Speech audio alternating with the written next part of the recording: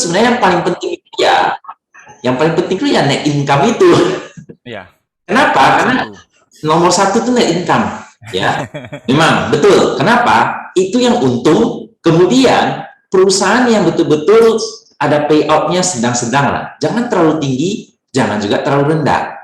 20 sampai 50 masih oke lah. Kalau memang perusahaannya punya view mau maju. Tapi semua investor itu yang paling penting itu net income yang growing ke depannya. Dia berharap dividen grow. Itu yang benar-benar yang diincar oleh semua investor, baik value maupun growth. Cuman ada bedanya. Value dia mengincar saham-saham yang masih dinilai murah, baik itu secara PBV ataupun PER.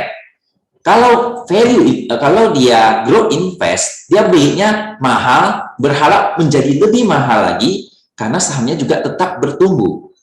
Dua-duanya mengincar bertumbuh, ya. Tapi yang satu pas waktu dia beli, dia maunya belinya pas murah.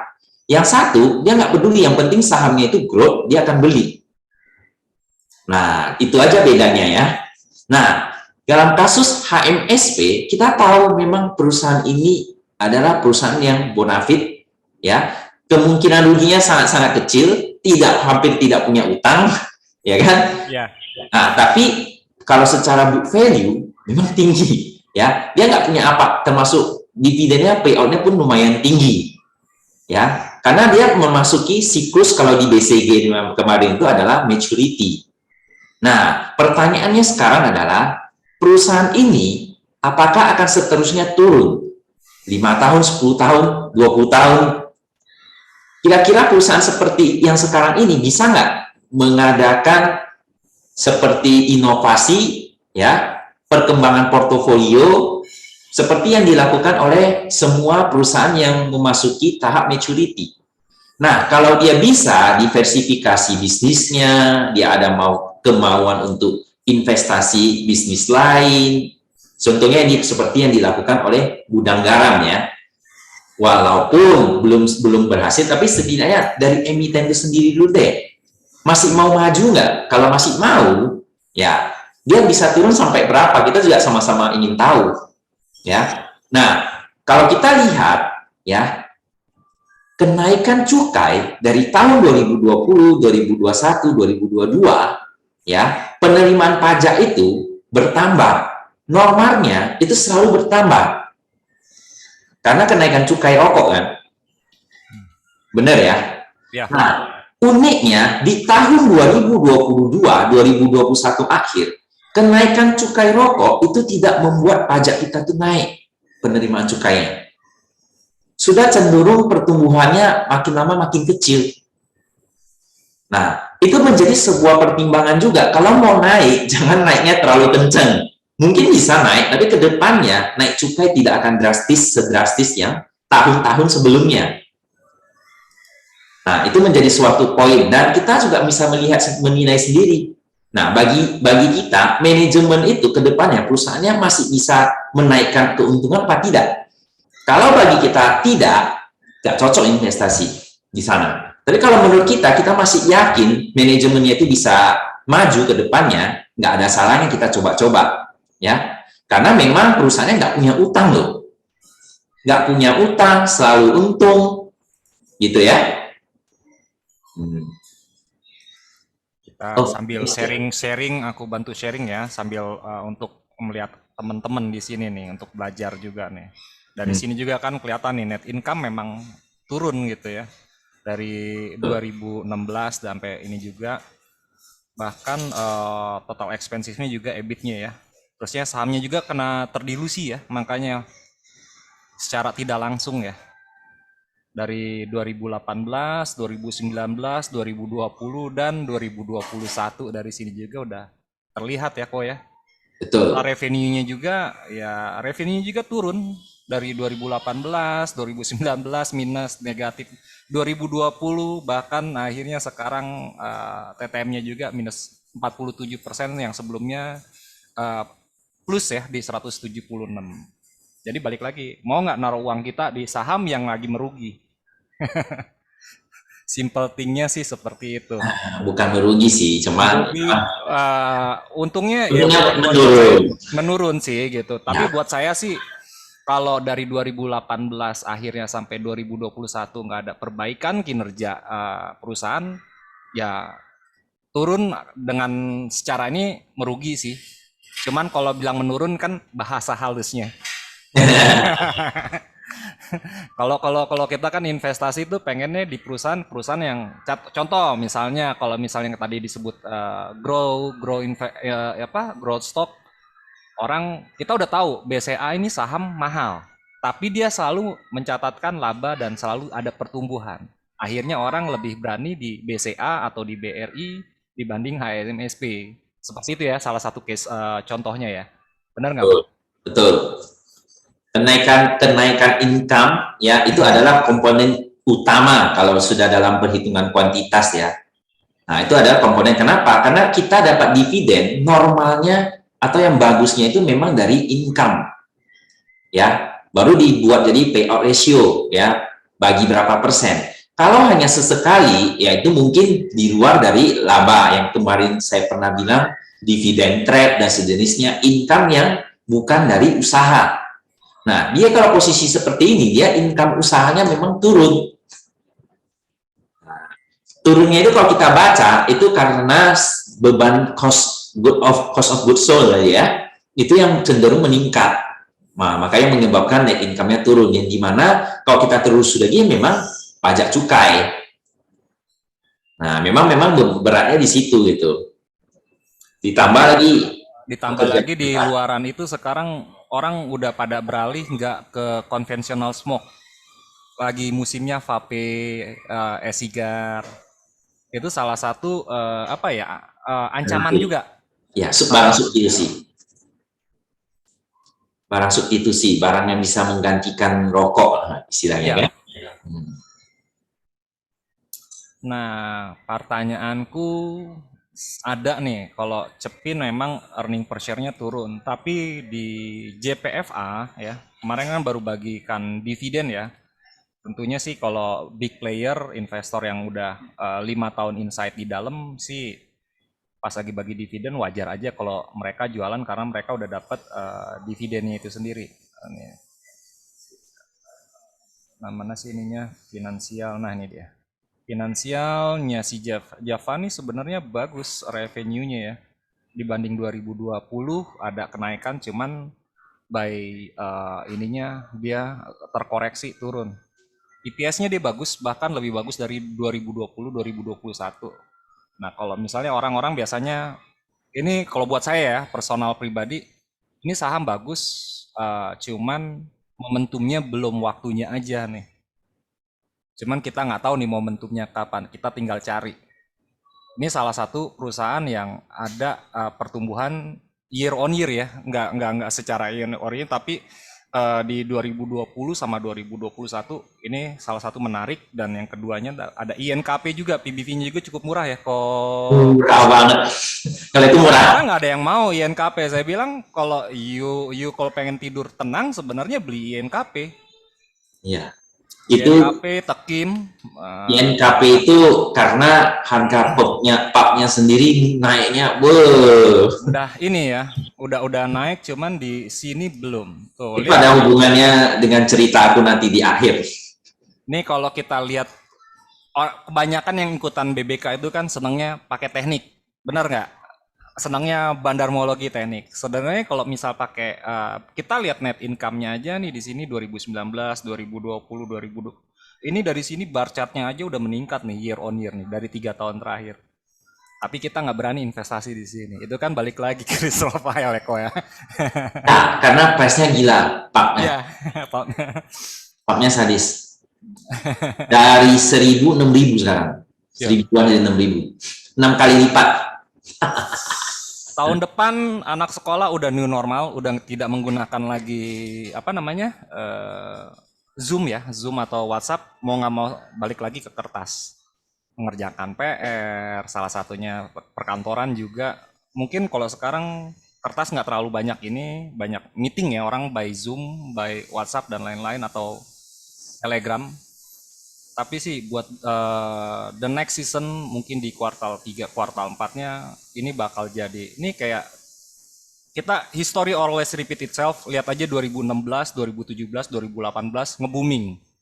Ada rebutan ya kan karena nah ini tinggal nunggu momennya 2019, 2020, sekarang 2021. Net income-nya nih bagus, PBV-nya juga bagus, PER-nya juga masih rendah. Bagus, bagus. PER masih rendah, dia masih Income-nya naik 27. drastis. Karena income-nya naik drastis. Iya. Jadi kalau seperti saya sih kita berbagi sharing aja, bukan ajakan membeli. Ini balik lagi ke risk profile teman-teman. Gitu ya, Kokris. Kalau saya sih lebih seneng cari saham-saham yang bisa tidur nyenyak, kalaupun koreksi ya masih saya bisa kumpul-kumpul. Ya, Saya belajar dari Kokris juga waktu itu, jadi biarin aja lah kalau memang turun. Tapi nanti technical akan mengikuti fundamentalnya. ya, Semua. betul.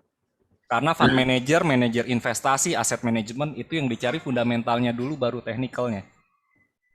Kalau Betul. seorang aset manajemen atau manajer investasi ya, tapi kalau seorang trader dia mencari momentumnya baru fundamentalnya.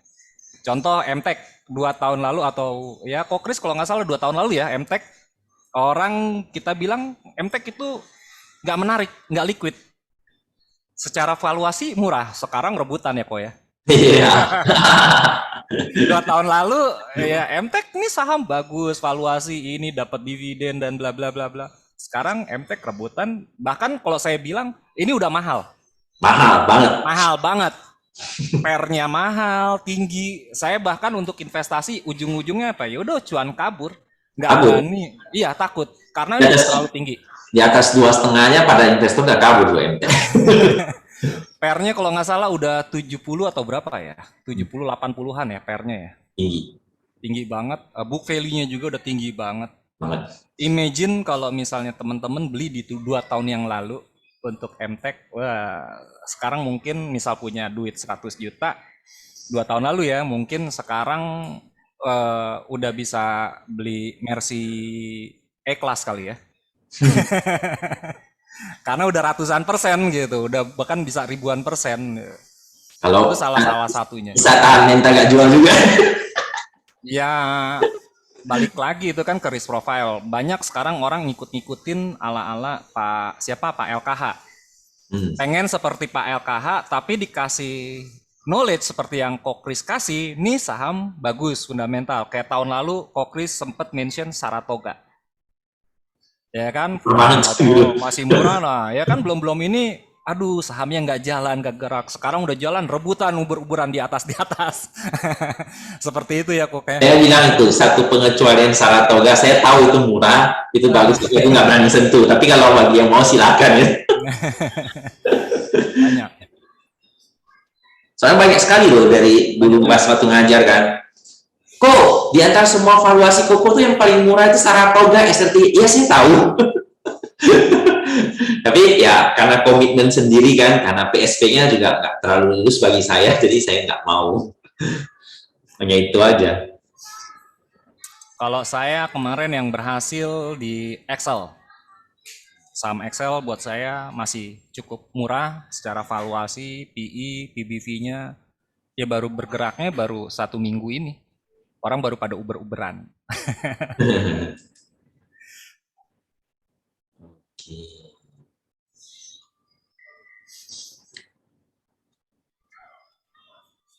Nggak ada yang mau bertanya? Ada yang mau?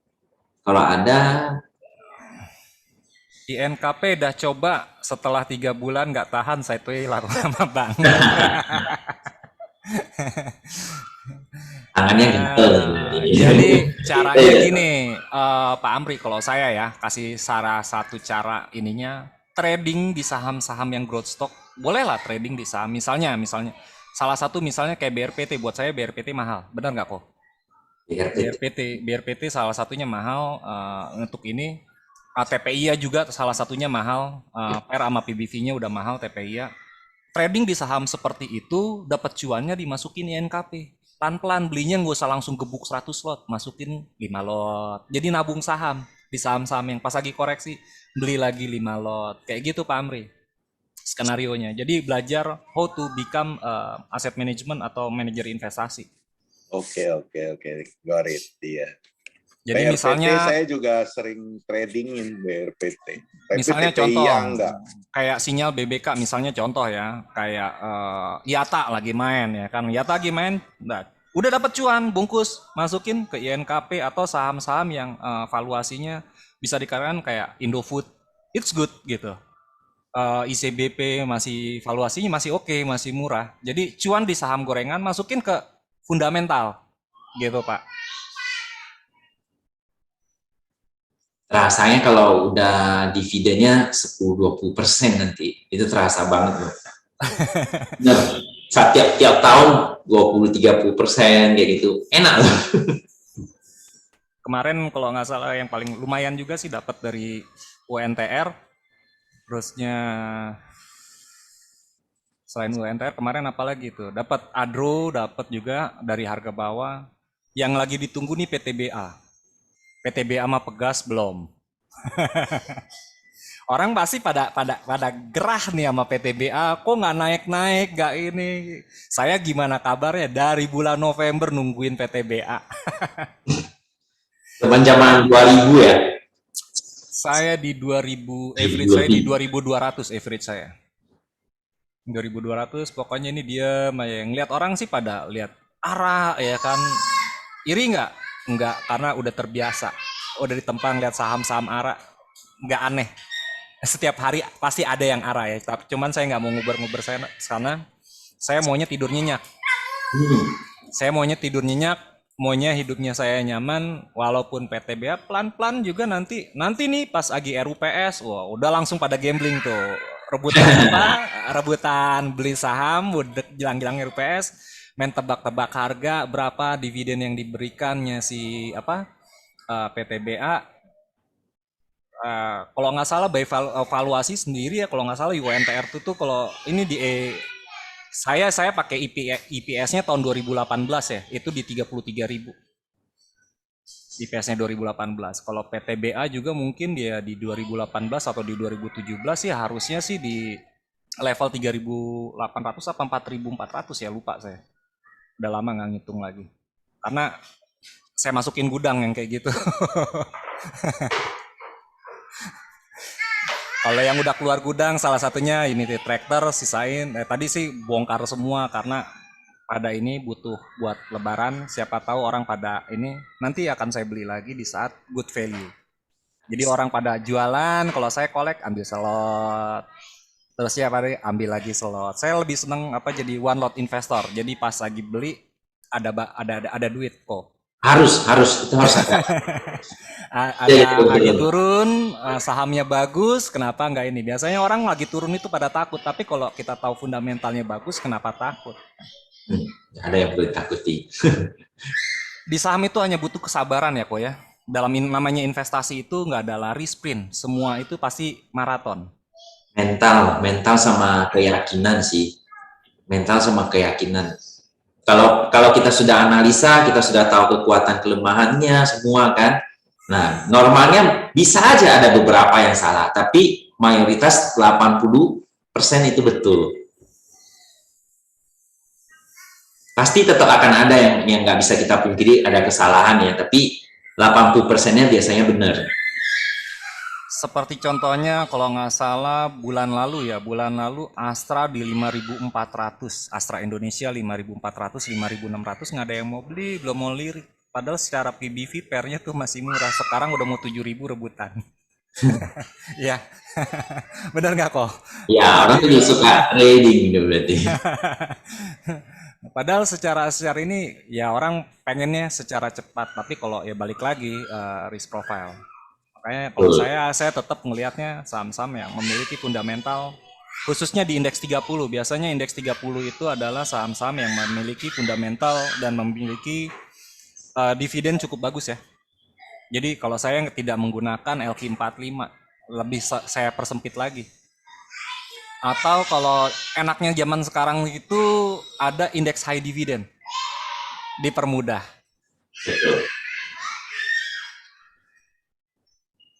30 stok dengan dividen yang tinggi. Ya, gitu yang dividennya tinggi, kalau misalnya pengen jadi dividen player ya itu. Kayak waktu pernah saya juga ngamen di Clubhouse, saya bilang beli BJBR karena masih harganya di Rp900 saat itu kalau nggak salah. BJBR beli, kalau you suka dividen tinggi, dia at least di 7%, 8% BJBR, it's safe bilang. Jadi nggak usah mikirin growth, pasti nanti ke 1.400, 1.500 itu akan berjalan dengan sendirinya. Nah sekarang pas udah deket-deket ini baru deh rebutan tuh BJBR karena mau dividen ya kan. Coba tahu kayak gitu beli waktu di Januari tuh masih di 1.200-an. Sekarang lagi koreksi kayak gini ya wajar aja sebenarnya. Tapi secara ini masih bagus si BJBR untuk fundamentalnya dia. Nah, Role bisnisnya dia juga atau core bisnisnya dia juga jelas. BRMS bagus nggak kok? Ini ada yang tanya. Saya lihat prospeknya cerah, sentimen positif BRMS. Ya, bisa sampai 2050, apalagi Salim Group masuk. Awal tahun kemarin ada right issue, ekspansi untuk biji besi. Operasi fullnya akan di 2024 sampai 2025. Sahamnya nanjak terus, tapi sekarang lagi koreksi. Ya, nah, setiap orang kan punya prinsip. Kalau tanya secara fundamental kondisi BRMS untuk tambang baru itu memang bagus ya. Good news, tidak bisa aku bilang bukan good news, itu good news banget gitu ya. Nah, cuman permasalahan BRMS itu kan dulu kan bekasnya grup Bakri ya. Kita tidak tahu PSP yang ada di dalamnya itu, walaupun sudah dimasuki oleh pihak Salim Group, masih tersisa-sisa nggak orang-orang yang memiliki kepercayaan rakyat itu terhadap grup Bakri itu kan sangat-sangat kurang gitu. Ya, adakah kemungkinan mereka sudah menjamur di dalam perusahaan itu, kita nggak tahu. Jadi perlu dianalisa itu sebenarnya BRMS itu di luar prospeknya itu PSP-nya sendiri itu lulus apa enggak, saya pun nggak tahu lagi. Kalau kita lihat kepemilikan BRMS sendiri, memang grup Bakri sudah terdilusi banyak ya, udah dikit gitu. Nah, tapi pertanyaannya, culture di dalam perusahaan itu masih sama nggak yang dengan yang dulu? Nah, kalau kita bisa dapatin informasi dari orang yang di dalam BRMS kita tahu, kita kenal, ya, itu mungkin bisa jadi acuan yang luar biasa ya. Nah, sekarang investor-investor rata-rata itu takutnya itu karena di pihak PSP BRMS ini ya masih grup keluarga Bakri gitu. Nah, di lain sisi untuk bisnisnya tidak bisa kita ragukan gitu ya. Itu memang penemuan biji besinya memang oke gitu. Nah, operasinya juga kita rasa keuntungannya bisa lebih. Nah, Salim Group juga memang masuk ya ke sana. Nah, mengenai manajemen ke depannya bisa bersih apa enggak, bisa memulihkan kepercayaan apa tidak, kita tidak tahu. Tapi kalau kita hanya kaji secara bisnisnya, itu harusnya oke. Mungkin itu sih yang bisa aku jawab.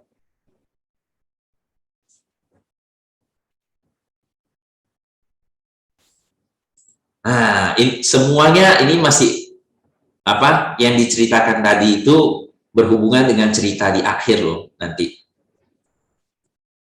yang menjadi sebuah pertimbangan ya. Tapi karena pusing, supaya diskusi kita bisa lebih lanjut, saya mau mengutamakan cerita saya karena sudah mulai banyak yang bertanya ya. Sudah juga banyak yang apa kan. Oke, belum ada masuk ya, masih ada yang tanya dulu. Kita ikuti dulu. BBKP bagus nggak kok? BBKP itu adalah saham Bukopin ya. Bukopin itu dulu kan grupnya apa? Grup apa Mitsubishi itu apa namanya? Berlian. Bosowa ya, grupnya Bosowa ya. Nah, setelah Bosowa itu lepas ya, dipegang oleh Kokminbank ya. Makanya sekarang diganti jadi Bank Kokmin, BKP. Kokminbank itu sendiri kalau kita pelajari dia adalah kredit terbesar di Korea. Ya, perusahaan kredit terbesar di Korea. Kalau di Indonesia, kredit terbesar kalau saya nggak salah itu di BRI, kalau untuk kredit mikronya. Ya, untuk kredit mikronya yang terbesarnya itu di Indonesia itu setahu aku BRI. Ya, yang khususnya mikro. Kalau yang besarnya kan memang lebih banyak BCA ya. Bisnis besar-besar tuh dia yang handle. Nah, tapi kalau untuk mikronya, kalau saya nggak salah itu ada di BRI. Ya. Nah, berarti Kominbank itu di Korea itu seperti BRI. Ya, kredit mikronya sangat bagus dengan tata cara manajemennya terbukti berhasil dan terbesar di Korea. Nah, sekarang mereka ingin ekspansi ke Indonesia. Karena mereka lihat pasar Indonesia penduduk banyak, negara berkembang, bagus. Nah, mereka ingin menerapkan sistem yang di Korea itu di Indonesia. Ya, makanya banyak sekali direksi-direksinya pun mulai diganti ke jadi orang Korea. Ya, mereka mau nerapin sistem seperti di Korea di Indonesia. Nah, pertanyaan yang muncul untuk Bank Bukopin adalah, kira-kira si Kominbank ini bisa berhasil nggak kreditnya itu di Indonesia? Mereka suntik dana banyak banget loh, Kokmin itu di Bukopin itu. Mereka ingin betul-betul ingin memajukan kredit dari kredit mikronya Indonesia.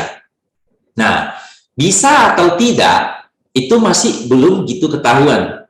Coba kita lihat mungkin data Bukopin ya. Kita buka dulu. Bukopin. Itu kan sekitar 1 tahun, 1 tahun lebih ya, kalau nggak salah. KB Bukopin. Saya share dulu ya.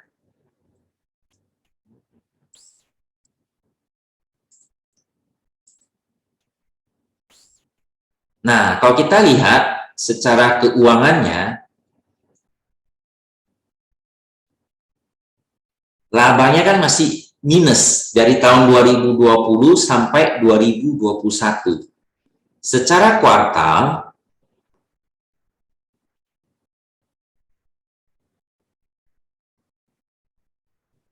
ya, secara kuartal kita lihat juga labanya itu masih juga minus, tidak pernah surplus kecuali di Q2 2021. Nah, kalau kita lihat seperti ini, ya, kita berasumsi bahwa Bank Kokmin ini mungkin akan mengubah manajemennya atau orang-orangnya terlebih dahulu, ya, yang sudah mengakar di dalam Bukopin itu. Ya, jadi key person PSP-nya mulai perlahan-lahan diganti. Setelah lumayan bersih, dia akan perbaiki kinerjanya. Tapi sekarang kinerjanya itu belum kelihatan. Kenapa belum kelihatan? Karena kita sejak Bosowa dilepas, dipegang oleh Kokmin, tidak ada perubahan yang signifikan mengenai laporan keuangan dari Bukopin. Masih minus. Nah, tetapi kalau nanti kita lihat Kominbank itu ternyata bisa membalikkan keadaan ini jadi untung, mungkin kita baru bisa lebih mempercayai bahwa perusahaannya ini berhasil gitu. Nah, untuk sementara sampai saat ini belum ada titik cerah dari Bukopin bisa mengembalikan bahwa kinerjanya akan cemerlang. Ya, kita bisa lihat total pendapatannya naik nggak terlalu drastis gitu loh. Hanya begitu-begitu aja, kecuali yang Q3 2020 ya. Jadi secara pendapatan, secara laba itu belum menunjukkan adanya titik balik. Nah, jadi kalau tanya tentang Bukopin, harus dicermati lagi laporan keuangannya ke depannya gimana. Kalau dari segi kepercayaan orang, Kokmin itu cukup oke, ya, karena dia tetap bank terbesar Korea secara kredit mikro. Ya, tapi kalau untuk kinerja kuantitas laporan keuangannya masih jelek, masih merah. Jadi kita masih belum bisa percaya untuk Bukopin ini bisa baik ke depannya, harus ada titik cerahnya dulu. Intinya adalah masih tunggu momentum wait and see kalau untuk Bukopin, bukan waktunya untuk masuk. Kalau menurut saya sih begitu. Gimana prospek BRIS? Nah, kebalikan dari Bukopin ya, kalau BRIS itu tetap cerah ya, prospeknya tetap cerah, karena memang dia dinaungi oleh BRI juga, ada lempar-lemparan juga di sana ya. BRIS ya. Wah, ini mulai, kalau dari tadi nanya yang begini kan seru ya. Ini saya bahasnya mungkin satu-satu ya. Kalau untuk BRIS itu secara valuasi itu selalu meningkat. Kita bisa lihat laba tahun berjalannya pun loncat ya. Memang ada penambahan modal di sini, tapi memang kita lihat pendapatannya pun meningkat, labanya pun meningkat, EPS-nya pun meningkat ya.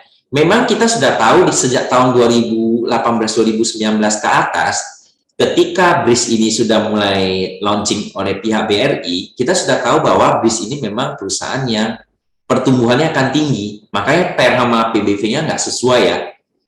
1560 ya dengan EPS 73, berarti ini kan berapa tuh? 20-an per 20 ya. Udah lumayan.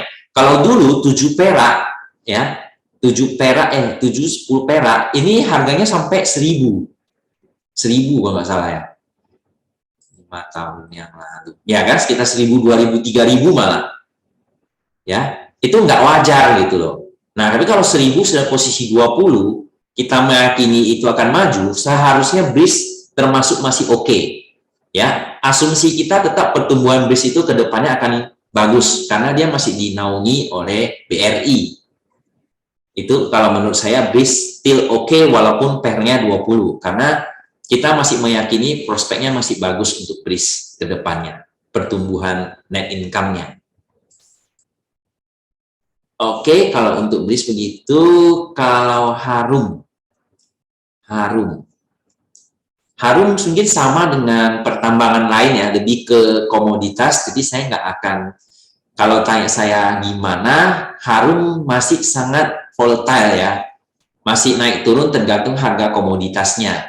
Sama dengan sektor batu bara, kalau komoditasnya turun ya ikut turun, kalau dia naik akan naik lagi ya, tergantung harga komoditas yang perlu kita pantau. Kalau Demas gimana? Apalagi sekarang lagi turun, boleh nambah muatan lagi nggak? Kalau untuk Demas ya, kita sudah tahu bahwa perusahaannya memang di tahap maturity ya. Nah, cuman Demas sendiri sebenarnya adalah perusahaan properti yang layanannya itu bisa integrated ya. Dia jual lahan, setelah lahannya terjual dia masih bisa kelola, dan dia adalah grupnya Sinarmas, di mana Sinarmas kan terkenal di forestry ya, atau INKP-nya kan terkenal. Jadi untuk dapatin lahan-lahan industri itu seharusnya Puraderta masih nggak terlalu sulit ya. Dan pengembangan untuk sektor data center pun sangat bagus, masih sangat cerah ya. Kita bisa lihat kalau ada paparan publik tentang pra penjualan yang 600-an miliar, kalau ngikuti Bu Vicky mungkin ngikuti nggak ya. Nah, itu di sana kan terus ada penjualan 30-an hektar deh, kalau saya nggak salah ya. Mungkin boleh saya buka deh, Mas. Iya, benar. 30-an hektar, tapi masih ada 100-an hektar yang lagi dalam proses nego loh. Itu kalau misalnya jadi, itu mungkin bisa pendapatannya 5 kali lipatnya. Berarti bisa 3 triliun kalau jadi semua. Melebihi ekspektasinya yang 2 triliun. Kalau jadi semua, dengan catatannya. Nah, jadi istilahnya kalau untuk Demas sendiri ya, memang kita bilang Demas ini perusahaannya maturity, tapi maturity-nya penuh dengan masih still lumayan lah. Tapi kalau dibandingkan Demas dengan JRPT sih saya lebih suka JRPT ya. Kalau untuk valuasi sebenarnya. Tapi kalau untuk dividen hunter, Demas udah mantap lah, payout-nya tinggi sekali. Apa JRPT ya? Betul. Kemarin kalau nggak salah sempat ngintip-ngintip nih. Ini menarik nih kalau saya ya. Saya juga sempat ngintip kalau nggak salah 1-2 hari lalu. By valuasi dia oke dia. Dan belum retail, belum banyak menarik saham ini nih. Ya, sadis kalau JRPT. Ya. JRPT itu secara dulu, kalau pernah saya kasih, dulu kan pernah saya bawakan tentang properti itu harganya itu ngeri banget. 1000 lebih itu harusnya kalau untuk JRPT. Kalau untuk Demas kan paling sekitar 250. Dua inilah memang yang menurut saya yang lumayan bagus sih untuk itu. Nah, kita bisa lihat kalau untuk Demas kan labanya memang turun sedikit ya. Hampir 50% di tahun 2021 karena tidak capai target. Tidak capainya target itu sebenarnya bukan nggak capai total ya. Jadi 600-an ini sebenarnya ada negosiasi dari tahun 2021. Karena pandemi akhirnya tertunda jadi 2022. Ya. Nah, kalau kita baca newsnya itu, ada itu mana ya? Nah ya, marketing sales 615 miliar kan? Nah, di sini kan. Tapi ada report juga dari IDX, ya, mana ya reportnya? Tentang Demas, fakta material tentang penjualannya. Kalau kita baca, ya, saya buka deh, biar pada tahu juga. Nih, ada laporan informasi dan fakta material yang diperoleh oleh Demas 615. Nah, kalau kita buka ini, kita bisa tahu. Kalau kita baca ya, dia ada marketing sales 615 miliar di kuartal pertama, ya. Nah, ini adalah penjualan 16,8 hektar, ya. Ya, di awal tahun 2022. Nah, ini sebenarnya adalah proses negosiasi jual beli sejak tahun 2021. Ya, jadi ini sebenarnya kalau dia direalisasikan 2021 sebenarnya dia capai target. Ya, kemudian ada cerita lagi tentang data center yang lagi dinego. Mana ya? Kemarin aku ada baca deh, mana ya? Aku lupa. Nah, perseroan terus menangkap peluang yang ada saat ini. Masih ada permintaan lahan industri sekitar 70 hektar. 70 hektar. Yang tadi yang terjual 16,8 hektar. Ya, benar ya? Masih ada 70 lagi nego. Kalau ini jadi semua, berarti kan 5 kali lipatnya. Benar ya? Nggak sampai sih, 4 kali dah. 4 kali lipatnya. 4 kali tambah 1, 600 miliar. Berarti kurang lebih 2,4 tambah 6. Kurang lebih 3 triliun. Jadi itu sebenarnya, tapi kan belum tentu jadi semua ya.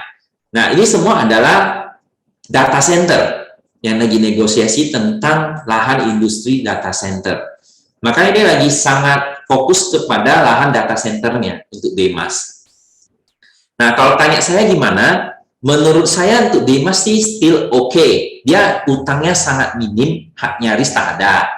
Ya, cuman untuk bertumbuh lahan yang lain-lain dia masih belum gitu mau maju. Dividennya dia bagikan hampir semuanya. Ya, capexnya termasuk rendah. Tapi kita memprediksi 1-2 tahun ke depan mungkin dividennya nggak akan setinggi sekarang. Ya, karena dia mungkin akan ekspansi ke lahannya lagi, cadangan lahan. Mungkin kalau menurut saya Demas sih still oke lah. Untuk tidur nyenyak masih bisa lah kalau untuk Demas jangka panjangnya. Apalagi dividennya tinggi-tinggi. Kalaupun nanti dia nggak ada lahan, dia akan beralih fungsi ke lahan industrinya itu pengelolaan. Maintenance dari industri itu dia tetap akan ada hasil repetisi ya. Apa namanya,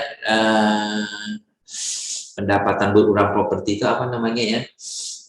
Lupa sejenak.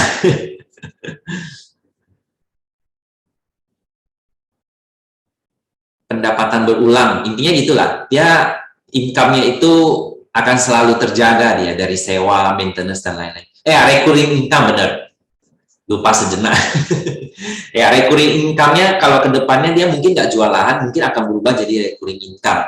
Income dari berkala dari maintenance dari propertinya. Ya. Oke, karena sudah mulai jam 9, mungkin pertanyaan saya tutup dulu. Saya ingin sedikit lanjut tentang cerita. Stop share-nya di mana ya? Stop share di sini. Oke. Nah, ceritanya adalah tentang ekonomi, ya. Kalau kita lihat pandemi, biasanya kita sering bercerita krisis ekonomi itu akan ada 10 tahun sekali. Terbukti di tahun 98 mata uang hancur, ya.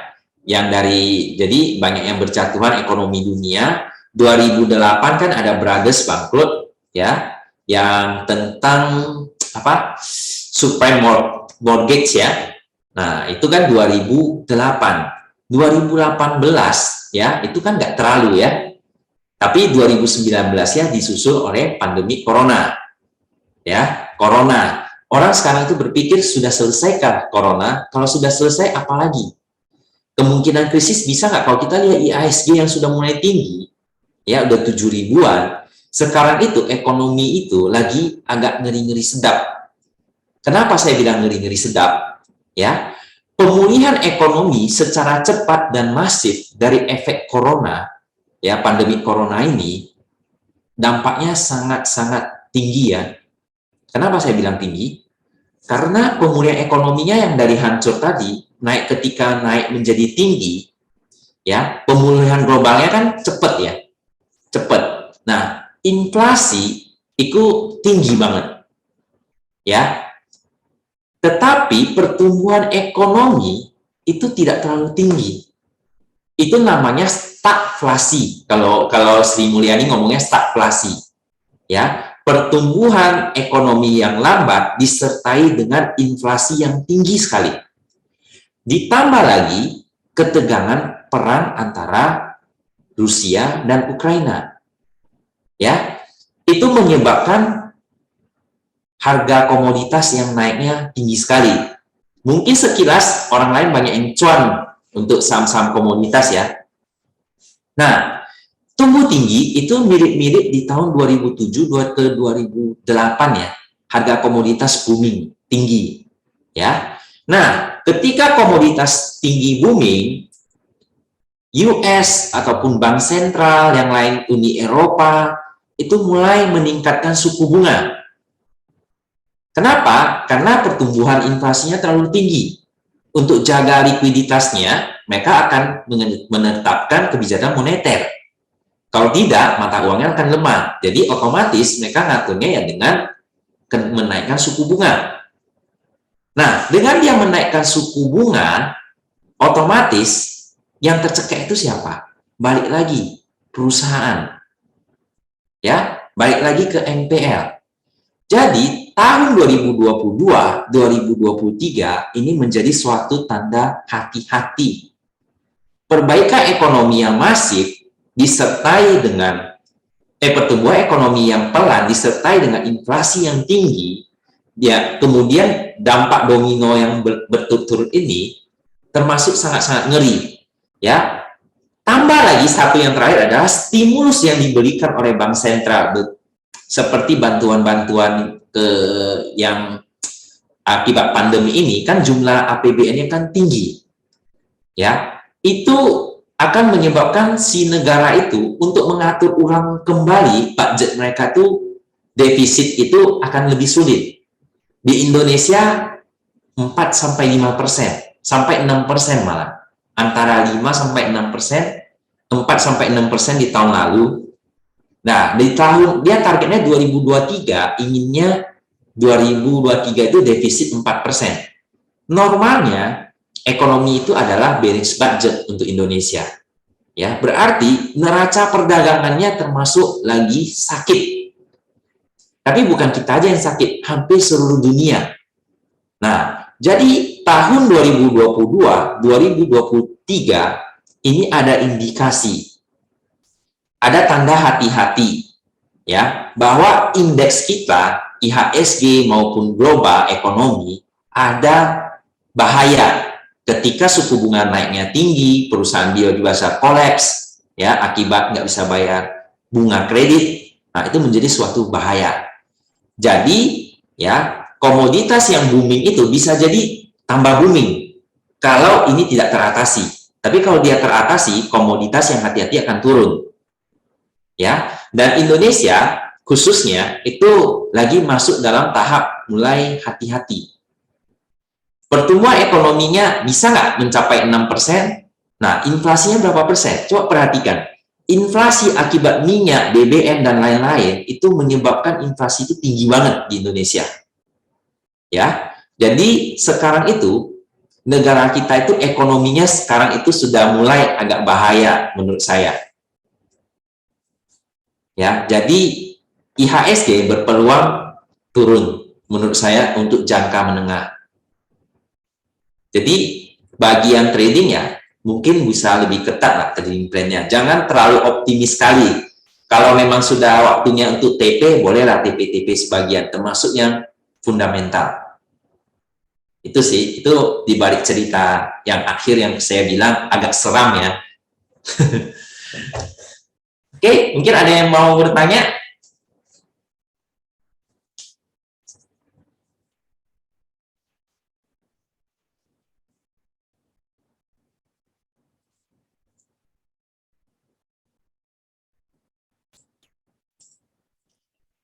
Wah, kayaknya aku dongeng tidur semua ya. Jadi pilihannya kalau misalnya masa-masa gitu, stok apa dong? Sekarang itu sih kalau kita lihat, kalau secara trading ya ikutin trading plan.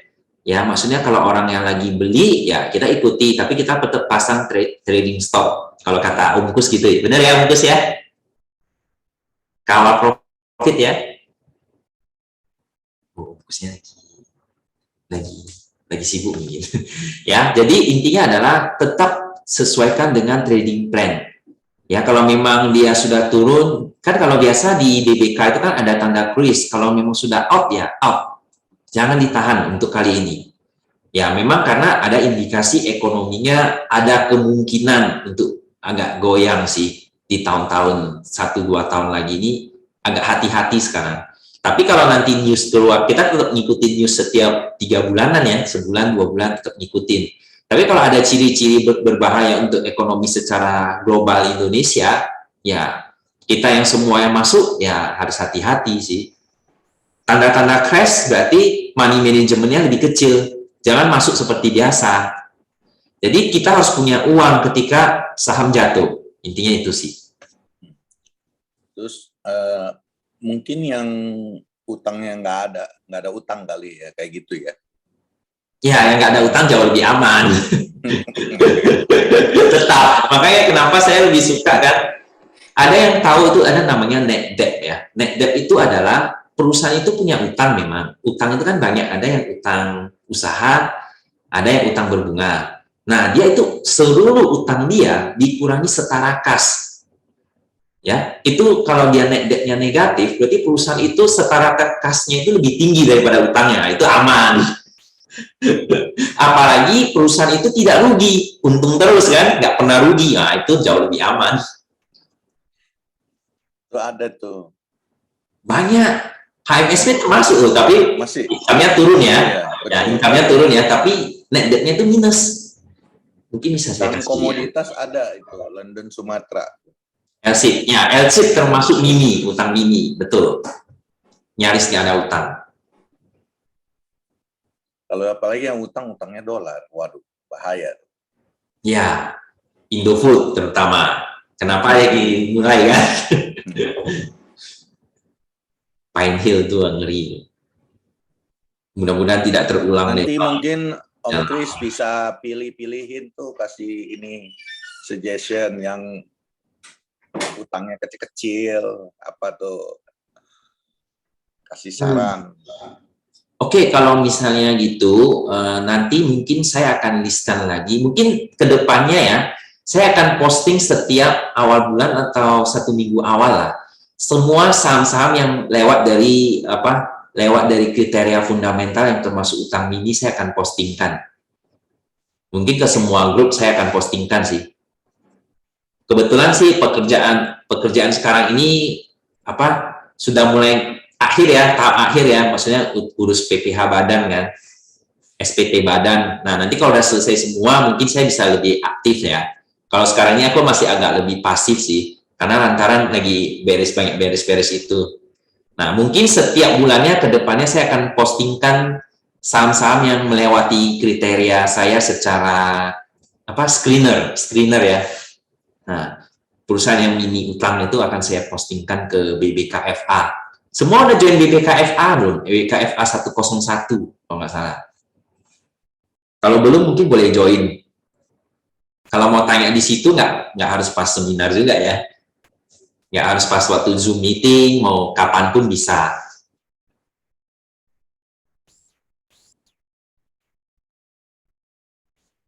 Sektor apa yang masih oke? Sebenarnya sektor-sektor yang kita anggap lebih aman itu adalah sebenarnya cenderungnya itu, kalau untuk defensif itu adalah perbankan sama consumer goods. Ya, itu sebenarnya 2 sektor yang termasuk saham-saham defensif kita ngomong. Kenapa? Ekonomi bagaimanapun orang tetap makan. Ekonomi bagaimanapun orang tetap pakai jasa lembaga keuangan. Ya, itu sih, itu termasuk defensif kalau kita ngomong sektor mana yang masih oke. itu adalah sektor yang akan oke seterusnya sih. Kita ngomong sepanjang masa, walaupun dia naiknya nggak terlalu signifikan, tapi itu lebih terjaga. Makanya saham-saham seperti consumer goods dan perbankan itu pernya itu di atas rata-rata industri umum. Industri umum tuh ada kadang-kadang yang pernya itu industri ya, bisa 5 sampai 8 gitu ya. Kalau perbankan tuh bisa 10 sampai 25-an gitu. Karena memang secara bisnis dia lebih aman sih. Tidak mudah goyang.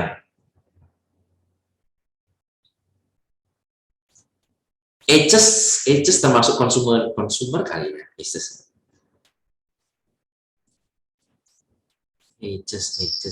tahu pun masuk konsumer.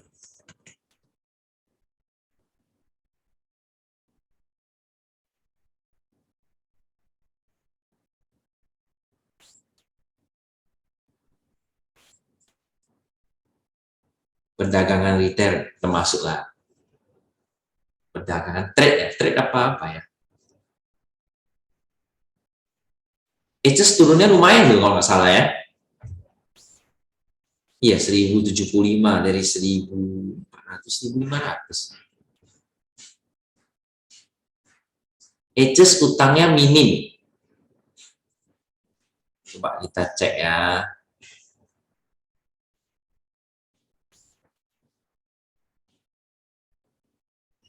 Ya, kalau Aegis saya cek di sini net debt-nya memang negatif sih. Ini bisa dilihat ya di sini. Ya, ini saya tetap rekomendasi kalau untuk apa? Mungkin boleh coba Stockbit ya. Stockbit ini cukup lengkap sih. Key stat-nya ini di sini ada net debt quarter. Nah, net debt quarter-nya negatif nih di sini. Berarti setara kasnya itu lebih tinggi daripada total utangnya. Total utangnya cuma 1677 bio. Total semua utang. Uang cashnya aja ada 2,5 bio. Jadi kasnya lebih daripada utang, total utangnya. Ya, ini total utang berbunga ya, dipotong total utang berbunga, saya koreksi ya. Total debt quarter ini adalah yang berbunga. Cuma 87 bio, jadi hampir nggak ada utang lah istilahnya lah untuk Aegis.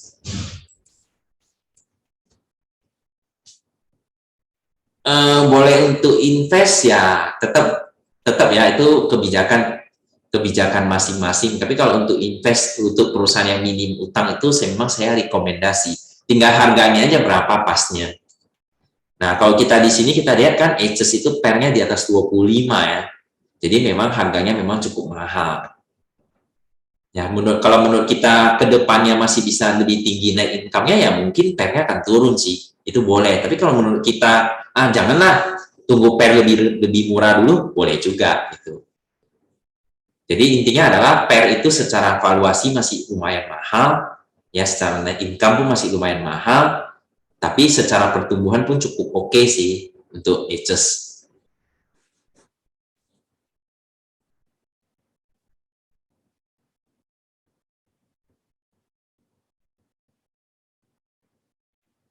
Gimana yang lain? Masih ada? Udah mau jam 9.15.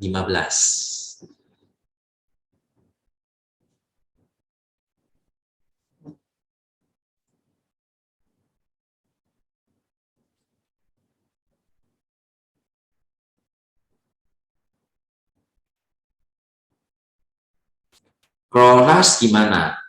RAS itu kan Ramayana ya. Ramayana itu selalu mendekati lebaran itu income-nya naik sih. Dan rata-rata harga sahamnya meningkat ya. Nah, tapi kalau nanti season balik lagi ke season normal, apakah RAS itu bisa tetap untung seperti seperti biasanya itu yang masih agak diragukan karena dulu kalau nggak salah RAS itu sampai sempat negatif ya, merugi ya kalau saya nggak salah ingat. RAS ini saya jarang nggak terlalu sering lihat sih.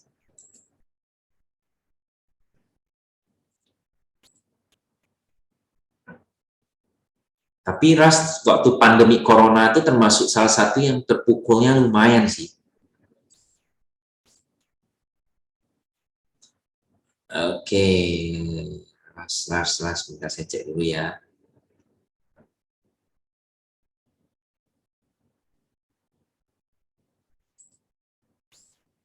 Saya share screen dulu.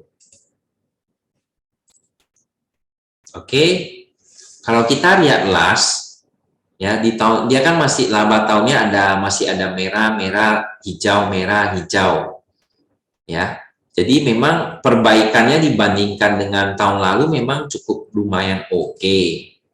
Kalau kita lihat ya, karena sebelum-sebelumnya ya di sini kan hampir minus ya. Ini kan udah mulai minus plus gitu ya. Kan kita lihat kuartal 2 tuh selalu tinggi, bagus gitu ya pendapatannya. Bisa menutupi semua kekurangan dia di Q1 dan Q3. Nah, kalau kita para fundamentalis lebih cenderungnya gini, kalau bisa kuartal 1, 2, 3, 4 ini nggak ada minus. Kalau dia masih ada minus, kita nggak tahu nih ke depannya dia bisa tetap survive nggak. Nah, itu yang kita masih ngeri-ngeri sedap ya. Nah, kemudian kita coba lihat lagi, Keystart. Dia termasuk perusahaan yang tidak punya utang signifikan ya. Nggak punya utang malah sama sekali. Jadi memang perusahaan seperti ini harusnya umumnya akan oke gitu. Tapi tanpa utang pun dia masih bisa rugi loh. Nah, tahun lalu 2020, bukan 2021 ya, 2 tahun lalu, dia bisa minus gitu. Berarti perusahaan ini kan generate profitnya tergantung juga memang karena corona sih. Ya. Nah, balik lagi, si perusahaan ini kira-kira masih bisa minus nggak? Kalau kira-kira dia pasti untung ke depannya, ini jadi investasi yang bagus karena PI-nya kan walaupun tinggi, nanti jadi rendah. Nah, tapi kalau perusahaannya ternyata nanti negatif, ya jadinya jelek gitu. Nah, jadi otomatis sekarang yang kita perlu perhatikan untuk RAS itu adalah kedepannya bisnisnya itu akan oke atau tidak. Bisa nggak dia bikin seperti dulu lagi perusahaan ini untung terus gitu. Nah, jadi kalau misalnya dia bisa nggak ada rugi ya RAS itu sangat bagus untuk investasi. Kalau tanya saya secara valuasi PI 30 mahal, tapi kita yakini kedepannya PI-nya akan lebih rendah sih. Jadi masih cukup oke lah untuk RAS. Ya, untuk RAS cukup oke. Bagaimana saham BJTM? Boleh nggak untuk invest? Kalau BJTM sih saya yakin masih oke untuk invest karena saya pun masih ada invest di BJTM sih. Ya, sahamnya termasuk apa namanya? Perbankan saya pernah bahas khusus ya, jadi saya nggak mau bahas terlalu dalam. Mungkin Pak Alam bisa lihat video yang dibagikan Caca deh tentang perbankan lebih mendetail khusus sektor itu.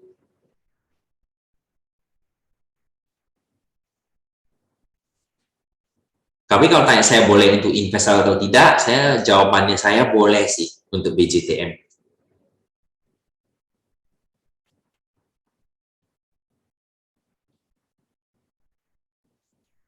Oke, ada lagi? 21:17, 13 menit lagi. Masih ada pertanyaan?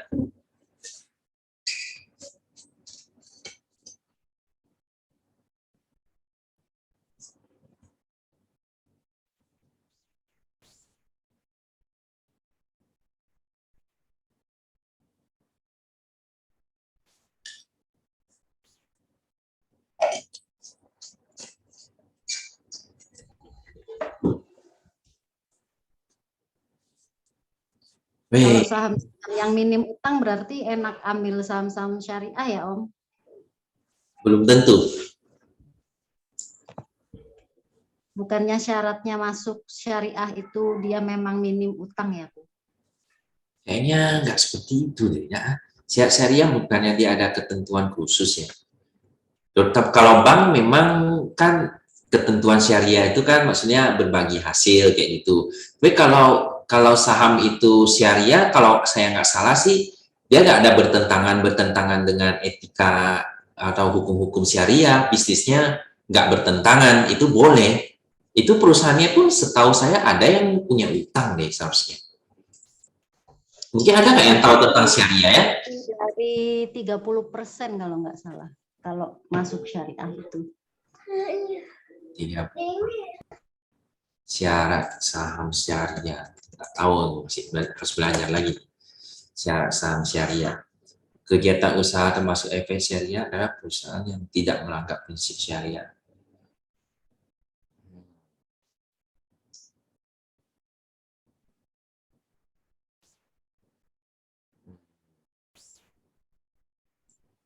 Berdasarkan kegiatan usahanya, saya tahu rasio keuangan utang berbasis bunga tidak lebih dari 45% dari total aset. Berarti menurut saya utangnya masih banyak. Kalau 45%. Berapa kok? 45%. 45%. Total pendapatan bunga dan pendapatan bunga tidak boleh lebih dari 10%. Harusnya kan pendapatan bunga sebanyak-banyaknya.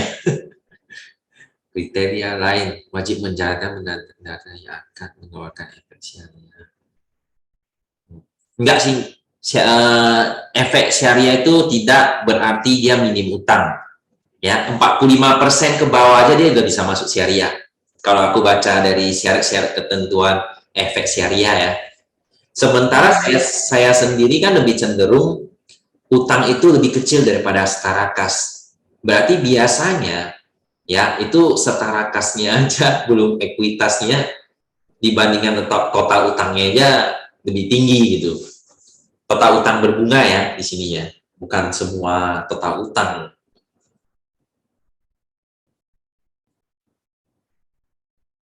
Kalau syariah kan 45% dari asetnya. Jadi dia DER-nya itu kan masih hampir debt to equity, berarti kan utang dibagi itu cuma 45% DER-nya itu berarti harus dikecil ya, 45% DER-nya yang dia sarankan. Padahal kalau menurut saya sih DER itu bagusnya ya, kalau biasanya normalnya kita ngomongnya kan equity sama utang itu kan harus lebih tinggi equity. Kalau ini kan lebih 5% aja equity-nya. Kalau saya mah recommended-nya kemarin kan 2:1 itu pun nggak bagus. Saya lebih cenderung utang itu nggak ada deh kalau bisa. Kalau utang yang berbunga itu nggak ada. Kalau utang usaha ya nggak masalah gitu loh. Iya. Bagus yang nggak ada utang. Bagusnya nggak ada utang. Tapi perusahaan ya itu maksimal 45% baru bisa masuk syariah. Kalau lebih dari itu udah nggak bisa. Ya, tapi itu 45% itu bagi saya udah tinggi banget. Masih tinggi. Lebih berarti cari yang di bawah itu ya? Iya, di bawah itu lagi. Mungkin 33 ke bawah. Kalau lebih bagus sih 20% lebih bagus lagi, nggak usah ada lah. Banyak kok perusahaan yang nggak ada utang kok. Kenapa harus beli yang ada utangnya? Tapi kalau Indofood pasti punya utang.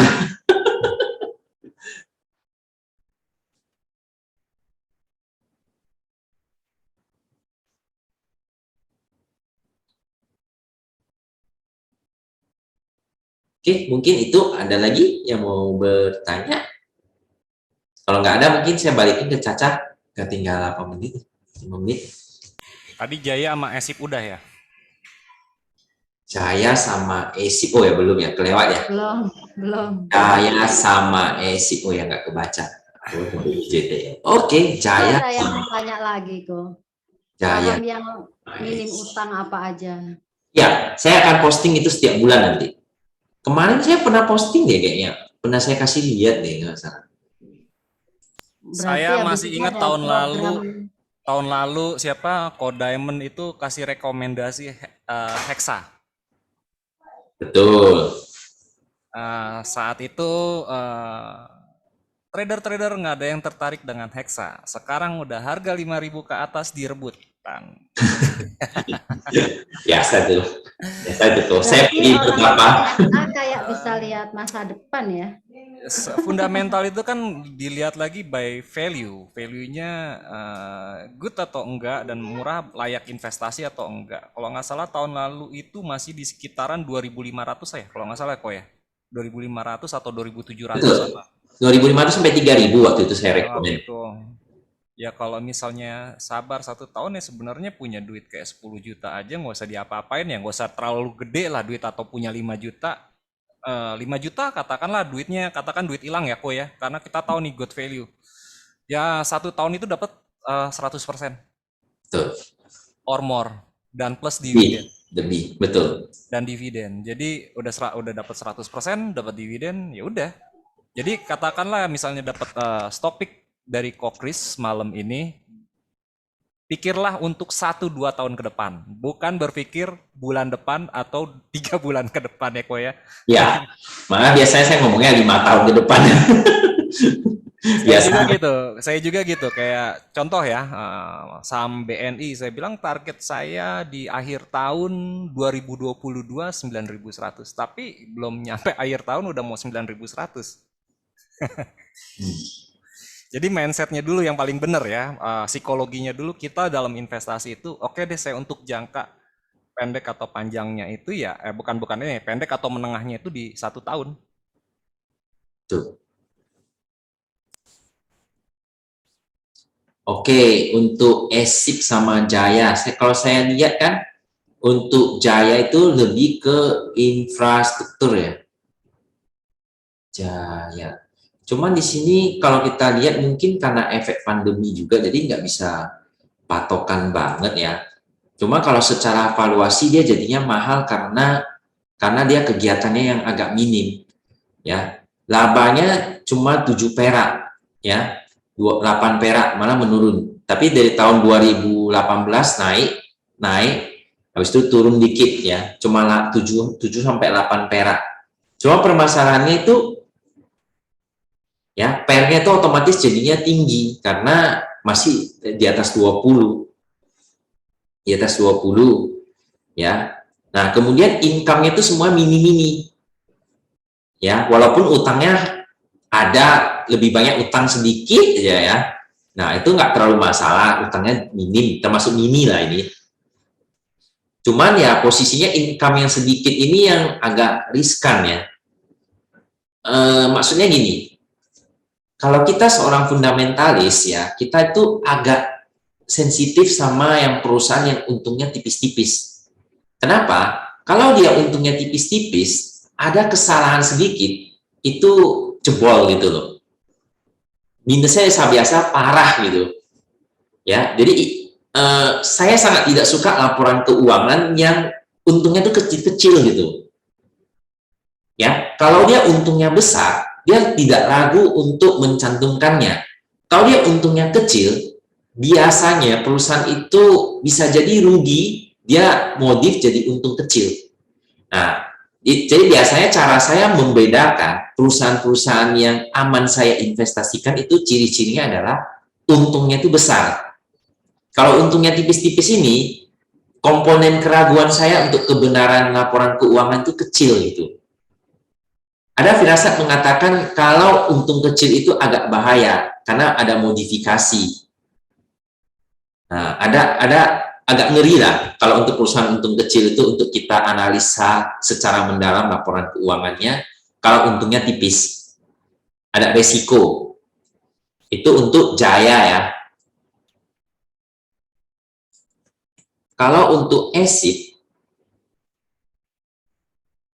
ini plus Sinergi Inti Plastindo. Nah, ini juga sama, untungnya tipis, PI-nya tinggi, ini mahal nih untuk sekarang ya. Secara book value-nya cuma 48 perak tapi dijual 107, PBV-nya pun tinggi. Ya, cuma kenaikan income-nya di akhir-akhir ini agak tinggi ya. Di Q3-nya naiknya cukup drastis ya, karena EPS-nya pun naik ya. Naik karena income-nya naiknya lumayan drastis. Secara utang, dia punya utang yang cukup tinggi. Kalau yang ini ya, 27 bio. Dari total aset 85. Walaupun nggak parah, tapi lumayan. Biasanya kalau yang utangnya lumayan tinggi, saya akan ngecek lagi yang namanya ICR. ICR ini adalah yang kemarin saya bilang, dia bayar bunga berapa. Kalau bisa, angkanya harus di atas 3,33. Nah, kalau angkanya 1,64, ya berarti kalau 1:1 dia berarti keuntungan sama beban bunganya imbang. Kalau ini keuntungannya bisa bayar 1,6 kali. Ya, berarti dia prediksinya adalah sekitar beban bunganya sekitar 30-an persen. 30-an persen. Ya, jadi kalau dia seperti itu berarti perusahaan ini termasuk perusahaan yang masih still oke kesehatan keuangannya, tapi dibilang bagus-bagus sekali juga enggak. Ya, utangnya cukup lumayan ini. Dia membebani sekitar 30%. Itu untuk ESIP. Dan dia dihargai posisi mahal untuk saat ini. Ya. Nah, usahanya tentang plastik, ya. Dia cerita tentang plastik ya perusahaan ini.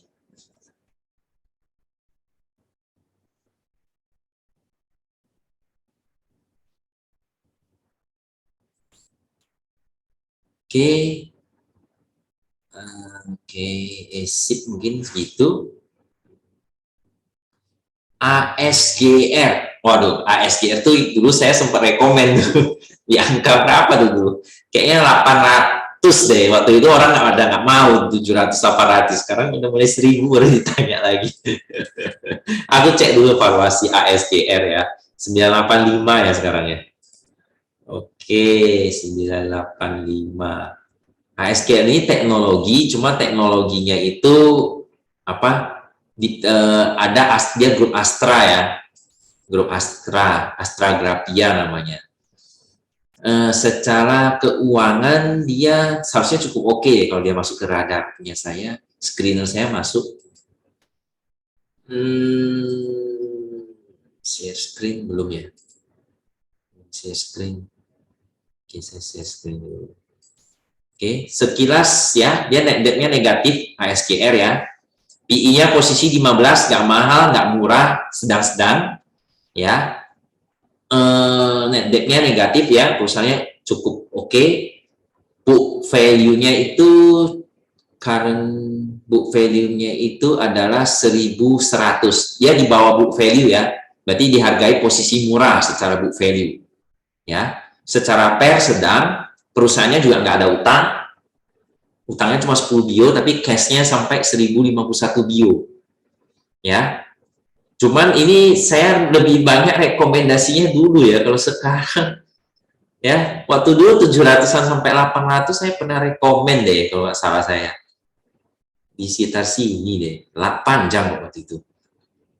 Nah, sekarang kalau di harga 1000 kalau tanya saya sih ya mungkin masih oke ya, tapi menurut saya untuk invest kayaknya lebih suka harga yang lebih murah sih ya. Kalau untuk incer 20% mungkin masih oke lah. Kalau untuk incer 50% kerasa agak berat sih kalau menurut saya. Untuk ASGR ya. Mungkin sekian ya Bu Erni. Kalau untuk ASGR, kalau untuk incer 50% mungkin agak berat ya. Tapi kalau 20% mungkin masih oke lah. Nah, cuma resikonya itu lumayan juga. Nggak dibilang mahal, nggak dibilang murah. Mungkin kalau mau cicil dikit, jangan cicil banyak untuk ASGR. Bersiap, apalagi kalau dia ekonomi sekarang kan lebih baik cenderung bersiap untuk mana tahu terjadi hal yang hancur di mana pasar ya, kita harus punya uang jaga-jaga. MM-nya diperkecil dulu sementara, kalau menurut saya sih. Mungkin segitu, saya kembalikan ke moderator, siapa aja. Udah kok Kris, udah lewat 2 menit juga. Sampai Oke. 10 aja kan. Aku matiin deh ininya, recordingnya. Thank you semua ya.